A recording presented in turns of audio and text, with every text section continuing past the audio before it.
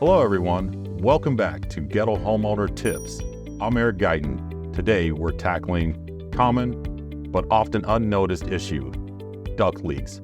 How do you know if your ducts are leaking? Stick around and I'll guide you through it. One of the tall tale signs of duct leaks is inconsistent room temperatures. Leaky ducts can cause hot or cold spots in your home, making some areas uncomfortable while others are just right. Another sign of duct leaks is those unwelcome spikes in your energy bill.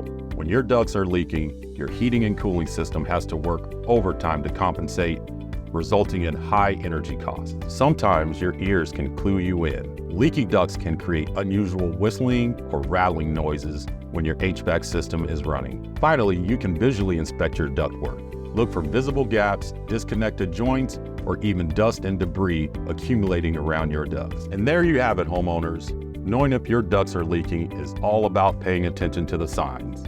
Inconsistent temperatures, high energy bills, unusual sounds, and visible damage. If you suspect duct leaks, don't hesitate to call Goettl for a professional inspection and repair.